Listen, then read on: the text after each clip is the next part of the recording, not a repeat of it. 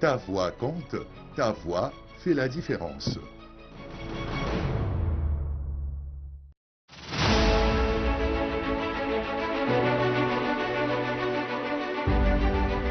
Mon frère, ma mère, mon père, mon oncle maternel, mon ami, mon voisin et moi, nous allons tous voter unis comme une seule main.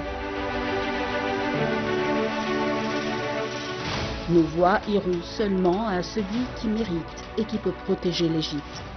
Son unité, sa force, sa souveraineté et sa sécurité. C'est notre pays et nous ne pourrons jamais l'abandonner. Élection de la Chambre des députés 2025.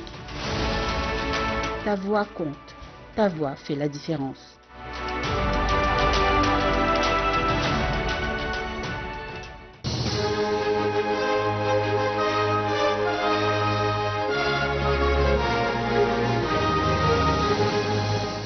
L'histoire de la vie parlementaire débuta en 1923 avec la création de la première chambre de députés connue sous le nom de Majlis an-Nuwab.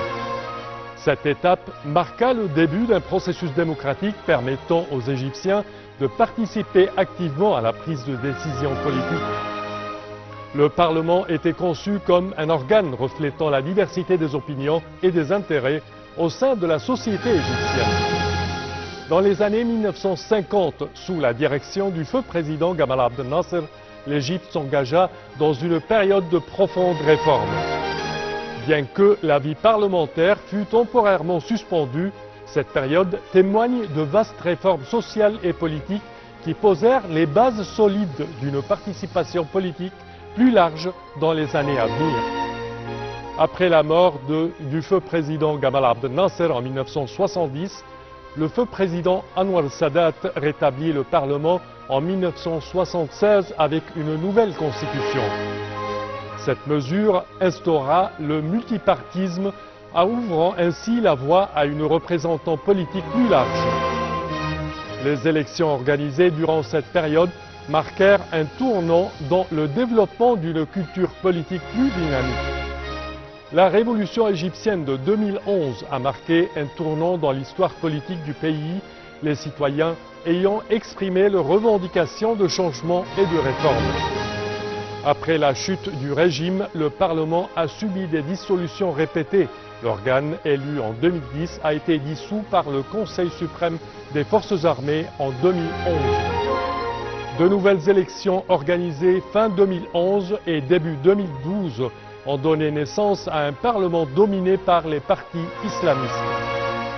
Ce Parlement a été dissous par la Haute Cour constitutionnelle en juin 2012, brièvement rétabli en juillet, puis dissous à nouveau en 2013 par le président par intérim Adli Mansour, suite à la destitution du président affilié aux Frères musulmans par la volonté populaire.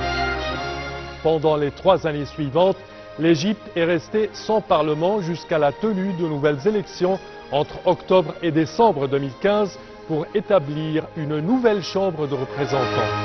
Cet organe élu était chargé d'examiner les lois adoptées pendant la vacance parlementaire. Aujourd'hui, le Parlement égyptien se compose de 2 chambres, la Chambre des représentants et le Sénat.